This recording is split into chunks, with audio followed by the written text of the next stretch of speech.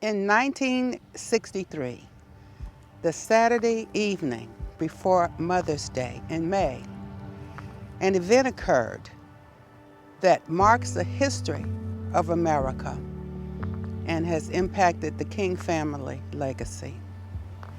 Here in this home, my mother was there in the living room. She had just dressed her table for dinner the next day for a beautiful Mother's Day celebration, fine china and everything.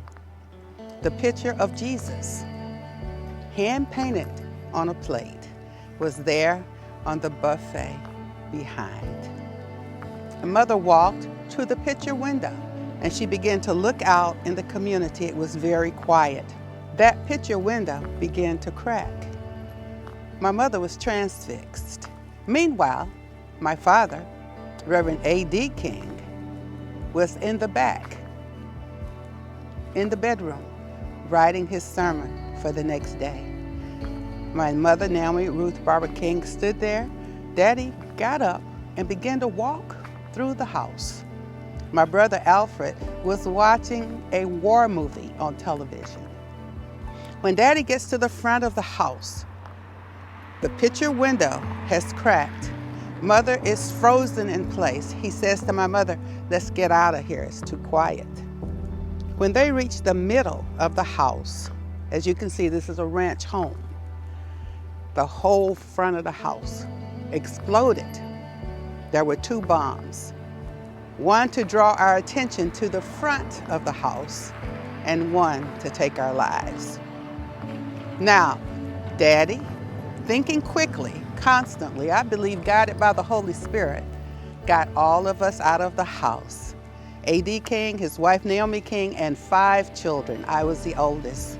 We run through the rest of the house, out through the garage, into the streets. By this time, pandemonium outside was occurring. Cars all around gathering, the house smoking. Believe it or not, the police were on the scene real quick, walking around looking. One was kicking through the debris. My mother thinks he was looking for the detonator of the bomb. People began to turn the cars over and throw bricks. And these were people that did not even live in our community. We call them outside agitators, rousing the crowd to be angry and to fight and to destroy. My father, A.D., stood on a car right out in front of the house. It's really on the side of the house. And I remember him standing on the car. I don't remember if he had a megaphone or not. He said, no, stop. If you have to hit someone, hit me. But I would rather you go home and pray. My family and I are okay. And as he spoke those words, the crowd began to calm down and the people who lived in the community began to walk away and go home.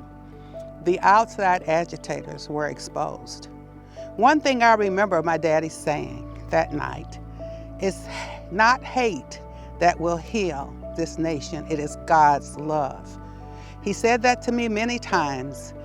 On the day his brother was assassinated, he said the same thing when he was on the way to get the body from Memphis. And he was going to go with Mrs. Coretta Scott King, Uncle ML's wife. And I said, "Daddy, I hate white people. They killed Uncle ML." My daddy rocked me in his arms. And he said, "Alveda, we can't hate white people. White people live with us. White people march with us.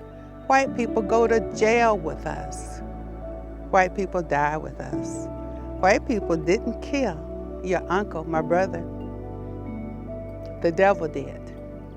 So I think now, as I thought then, about sermons that my granddaddy, Daddy King, would teach. My daddy, A.D. King, my uncle, M.L. King, would teach Acts 17:26. Of one blood, God made all people to live together on the face of the earth. That's Acts 17:26.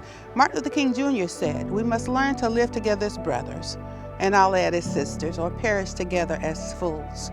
So we are one blood. We are one human race, regardless of skin color, from the womb to the tomb. I don't often come to Birmingham, it took many, many years for me to come back after we moved out of here in the 1960s. Today, this home is on the historic route in the United States of America. I remember most of all God's love, which was taught to me by my daddy, Reverend Alfred Daniel Williams King.